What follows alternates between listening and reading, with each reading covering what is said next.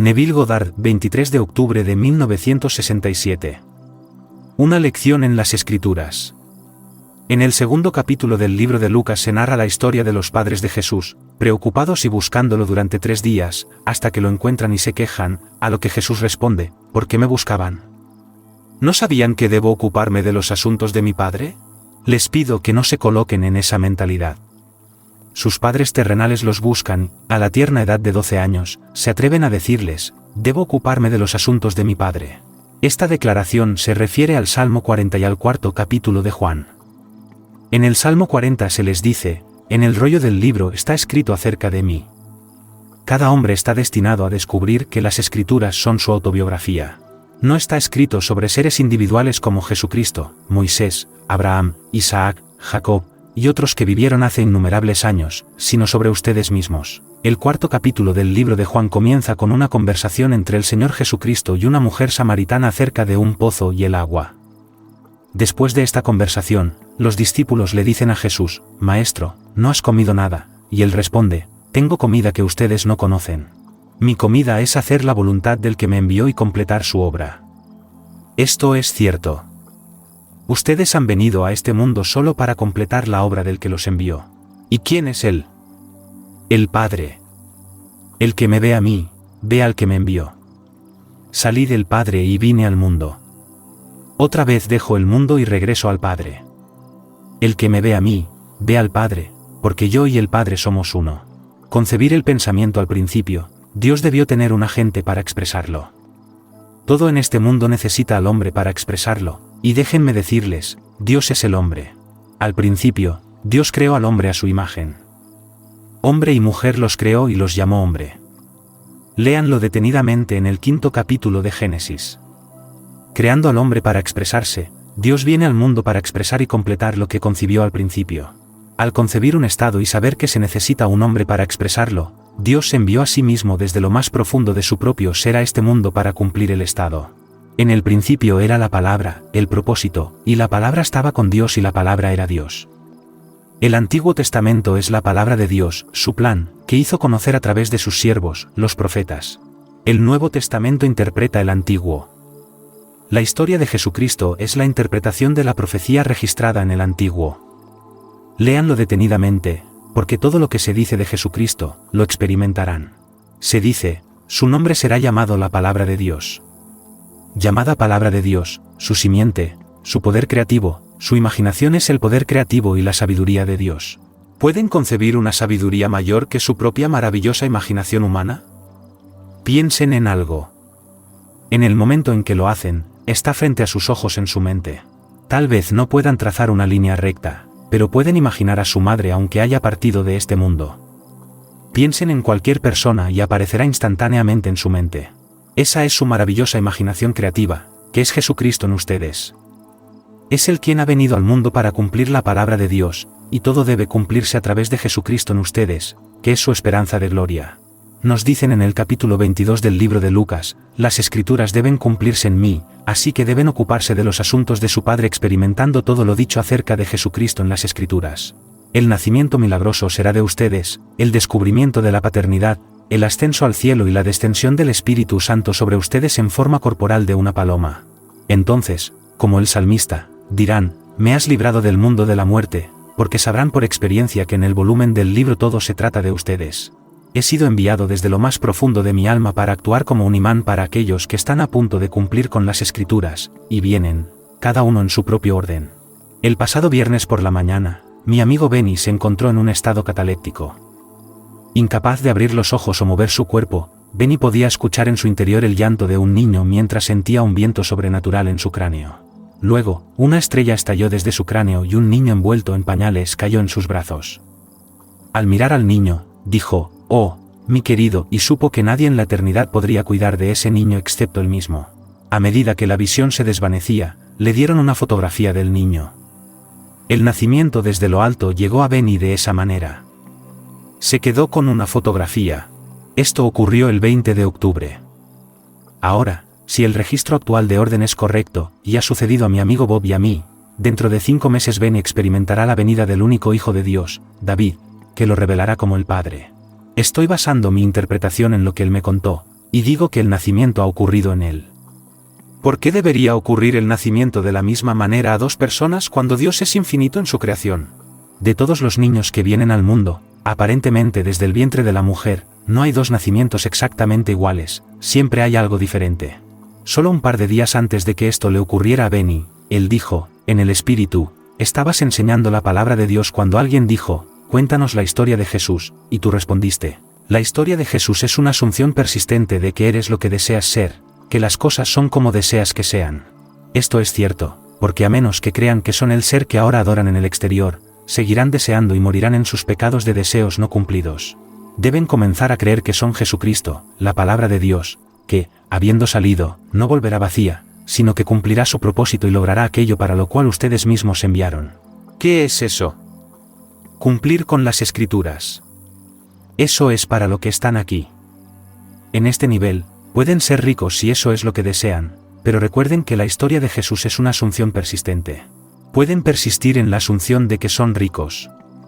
Tengo muchos amigos en este país que son muy ricos, sin embargo, diría que el 99% de ellos son miserables, pero todos les dirán lo mismo. Pienso en una en particular ahora. Tiene una fortuna en diamantes. Tiffany, que vende diamantes con un margen de ganancia del 300 a 400%, le ofreció $100,000 por una pieza. Cuando se nos une para cenar en la ciudad de Nueva York, lleva un broche, un anillo y un colgante, que valen $500,000. Ruth nació siendo una niña muy pobre, deseando la riqueza, asumió persistentemente que estaba casada con una gran riqueza. No tenía dinero. Su único reclamo para cualquier estatus social era que era descendiente de los Adams que estuvieron en la Casa Blanca. Él, por otro lado, provino de una línea de bribones. Su bisabuelo fue obispo en Nueva York, por lo tanto, tenía buenos consejos sobre su ascendencia y cómo protegerla. Ruth se casó y vivió en el infierno durante más de 20 años, dando a luz a 3 hijos. Ahora, bien entrada en sus 70 años, su único deseo es casarse con más riqueza y tener más diamantes. Eso está bien. La historia de Jesús es una asunción completa y constante de que son lo que desean ser. Si aún no han experimentado la riqueza y eso es lo que desean, asuman constantemente, soy rico. Si aún no han experimentado la fama, asuman que son famosos, pero llegará el día, dice el Señor, cuando enviaré un hambre sobre ustedes. No será hambre de pan ni sed de agua, sino hambre de oír mi palabra. Si ese hambre no ha llegado a ustedes, entonces tomen la misma historia de Jesús y cumplan todos sus deseos.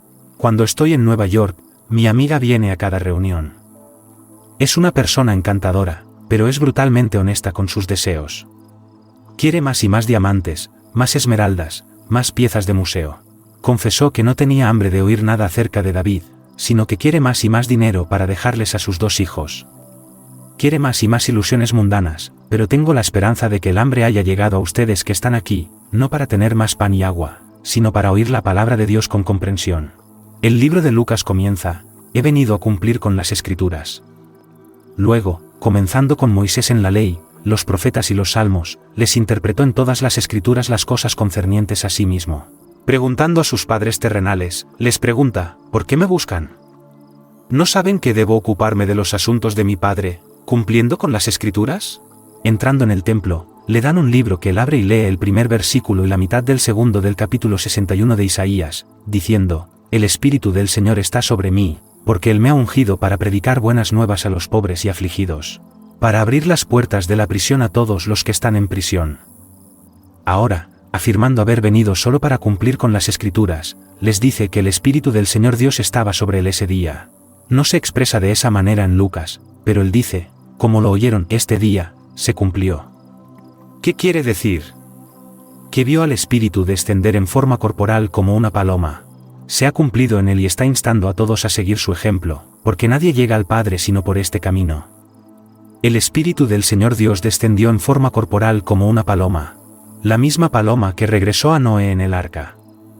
El hombre es el arca de Dios y la paloma, que viene a traer la seguridad de que todo está bien, desciende sobre alguien, y mientras permanece allí, se le dice, levántate y úngelo, porque este es él. Lucas les dice cómo está cumpliendo con las Escrituras, porque sabe que en el volumen del libro se trata de mí. Al igual que Pablo, no he restringido mis labios. He hablado de tu liberación. He hablado de tu amor eterno a todos y cada uno que esté dispuesto a escuchar. Puede que no acepten mis palabras, pero sé que dentro de cierto grupo, el hambre está presente y todos comenzarán a despertar.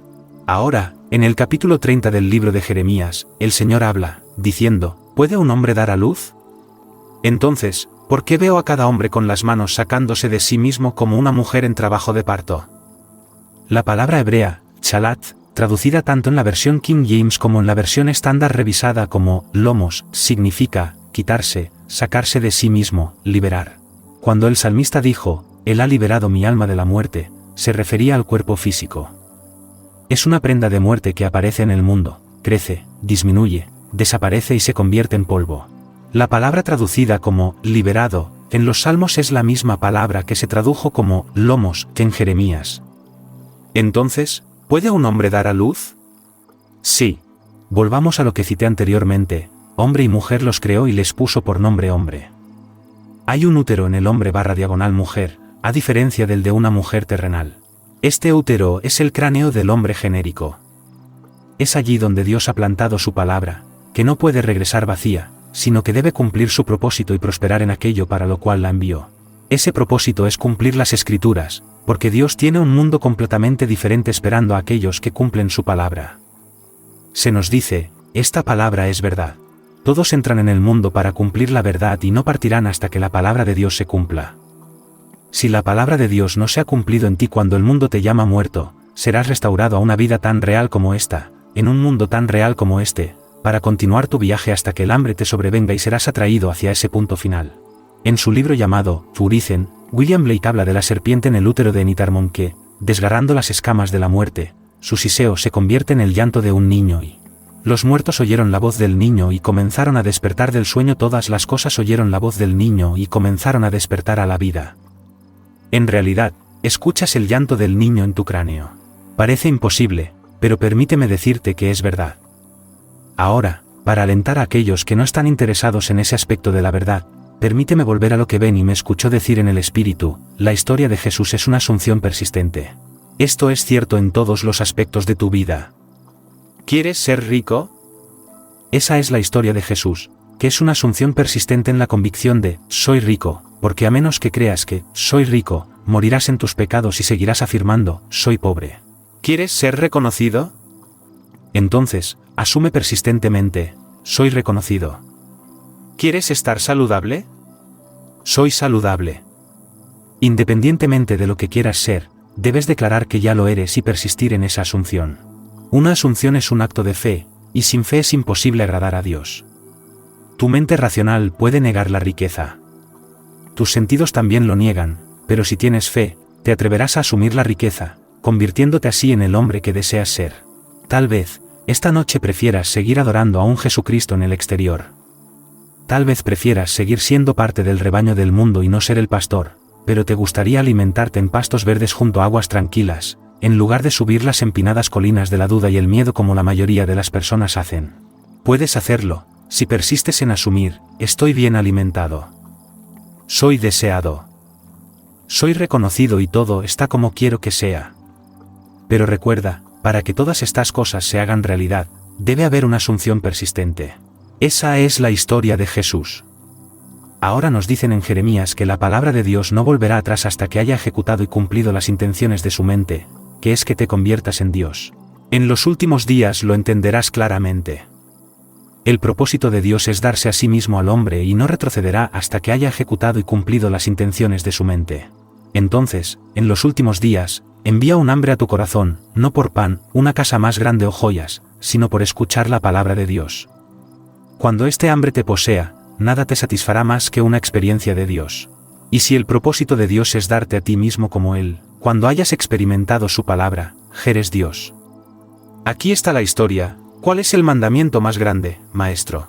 Oye, Israel, el Señor nuestro Dios, el Señor es uno. En el manuscrito original, la palabra oye es shi, ma, cuya última letra es más grande que las otras letras de la palabra. Combina las dos palabras y deletrearán una palabra que significa testigo.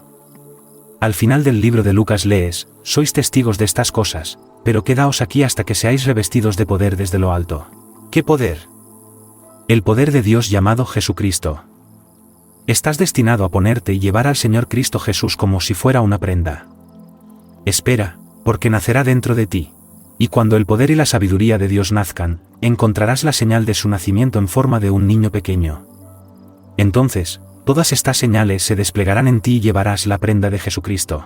Así que te digo que serás testigo de todo lo que te he dicho, porque ahora estoy volviendo a la misma fuente de la cual provengo. Entré en el mundo completamente olvidadizo del ser que yo soy. Tuve que hacerlo. Cuando conocí a mi amigo Abdullah en 1931, entré en una habitación donde él estaba hablando y cuando el discurso terminó, se acercó, extendió su mano y dijo: Neville, llegas 6 meses tarde. Nunca antes había visto al hombre, así que le pregunté: ¿Llego 6 meses tarde? ¿Cómo me conoces? Y él respondió: los hermanos me dijeron que venías y llegas 6 meses tarde. Llegué tarde porque quien me habló de Abdullah fue un sacerdote católico. Lo quería mucho, pero pensaba que era casi un tonto. Su padre, un contrabandista de ron en los días de la prohibición, le dejó $2 millones, que él perdió en Wall Street durante el primer año. Lo único maravilloso que hizo fue tomar los últimos $15,000 y donarlos a una organización católica para cuidar a su madre el resto de sus días terrenales. Así que, al no tener respeto por su juicio, cuando me habló de Abdullah, pospuse ir a escucharlo hasta que un día no pude encontrar excusa. Cuando Abe me llamó por mi nombre, dije: no te conozco, y él respondió: oh, sí, pero has olvidado. Estuvimos juntos en China hace miles de años, pero prometiste olvidarlo por completo para interpretar el papel que debes interpretar ahora. El viernes pasado, una señora me entregó una carta diciendo: el lunes anterior, mientras estabas en el escenario, no podía verte como Neville, sino como un antiguo filósofo chino. He visto a mis amigos cambiar de un momento a otro, pero tú permaneciste cambiado durante toda tu conferencia. Esto me molestó, así que cuestioné la experiencia en el camino a casa y entonces recordé. Hace varios años, en una experiencia psíquica, caminaba con otros estudiantes para asistir a una clase. Alejándome del grupo, vi a un antiguo chino vestido de blanco a mi lado. Haciéndome señas para que lo siguiera, nos acercamos a una cueva donde vi una gran piedra de granito con una cúspide en la parte superior. 2 manos que sostenían un capullo cubrían la parte superior de la piedra. Quitando el capullo, el antiguo chino lo rompió en la cima del granito, y el agua, mezclada con aceite de colores, brotó mientras la vida adquiría la sensación de calor ascendente. Luego, el antiguo chino tomó mi mano y me llevó de regreso al grupo, donde no se habían dado cuenta de que me había ido. Ahora sé cuyo rostro llevabas el lunes pasado. Bueno, eso es lo que Abdullah me dijo en 1931, pero hasta el día de hoy no tengo conocimiento de ello, porque juré al principio vaciarme por completo de toda memoria y tomar la forma de un esclavo, pero tener fe en aquel que me envió. Ahora, sabiendo que él y yo somos uno, no tengo otro lugar al que ir más que de regreso a mí mismo, el remitente. Habiendo interpretado cada papel, he borrado por completo la memoria, pero sé que nadie puede llegar al final del camino hasta que haya interpretado todos los papeles. Sé, por mi conocimiento intuitivo, que, al igual que un actor debe sentir el papel que está interpretando y imaginarse como el personaje que está representando, te imaginarás a ti mismo en cada papel y cuando la obra termine para ti, las señales vendrán para mostrarte el ser que realmente eres. Tú, que estás aquí, tienes hambre de la palabra de Dios. Tienes sed de la palabra de Dios. Podrías estar en casa esta noche viendo la televisión y no te costaría nada, pero has sacrificado tu tiempo y tu dinero para estar aquí debido a tu hambre. He sido enviado para decirte no solo que te conviertes en Dios cuando Él se cumple en ti, sino también cómo amortiguar los golpes en este mundo de la razón deleitándote en su ley. Su ley es simplemente una asunción persistente en la afirmación: soy lo que quiero ser. No juzgues a aquel que no tiene hambre de la palabra de Dios, sino dile cómo convertirse en lo que quiere ser. Dile que la historia de Jesús es una asunción perpetua y persistente en lo que sea que quiera ser. Que Cristo en él es el poder de Dios y su imaginación es ese poder y sabiduría. Dile que la imaginación sabe cómo hacer que su asunción se cumpla, pero que debe persistir. Ahora te pregunto, ¿estás dispuesto a persistir en la asunción de que eres lo que quieres ser? ¿O vas a regresar a casa esta noche y decir, fue una bonita charla que dio, pero después de todo él tiene $1 millón en el banco y yo no tengo nada? Si piensas eso, eres desobediente, porque con ese pensamiento tienes falta de fe en yo soy él. Ese es el pecado fundamental del universo. Solo hay 2 pecados registrados en las Escrituras que ofenden a Dios. Uno es, a menos que creas que yo soy Él, morirás en tus pecados, y el otro es comer del fruto del árbol del conocimiento del bien y del mal. Preguntales a nuestros generales esta noche si sería bueno dejar de bombardear Vietnam y dirán que no. Cruza el océano y pregunta a los vietnamitas y dirán que sí. Entonces, ¿qué es el bien y qué es el mal? No estoy preguntando a nadie más que a ti. ¿Qué sería bueno para ti? Dímelo, porque al final todo conflicto se resolverá, ya que el mundo simplemente refleja el ser que asumes que eres. Un día estarás tan saturado de riqueza, tan saturado de poder en el mundo de César, que darás la espalda a todo y buscarás la palabra de Dios. Recuerdo cuando tenía tanta riqueza. No tenía un solo hogar, sino muchos, cada uno con personal completo, desde secretarias hasta jardineros. Esa fue una vida de pura decadencia. Recuerdo que salí de todo eso y no volví. No sé si alguna vez encontraron el cuerpo, pero sé que me fui deliberadamente. Luego, hace unos 10 años, en uno de mis viajes en espíritu, volví al mundo y lo vi tal como era antes. Extrañamente, todos me reconocieron y me recibieron con los brazos abiertos, pero me quedé solo por un momento y luego regresé aquí trayendo conmigo su vívida memoria. Así que creo que uno debe saturarse por completo con las cosas de César antes de tener hambre de la palabra de Dios. Estoy convencido de que estás aquí debido a tu hambre. Sé que tienes obligaciones con la sociedad, debes pagar las deudas de César, así que quieres más dinero, pero tu hambre es mayor por escuchar la palabra de Dios que por las cosas de César. Por eso estás aquí, y eres bendecido por ello. Ahora, entremos en el silencio. Recuerda darle like a este vídeo. Suscríbete y deja que el sonido de la campana te guíe de vuelta.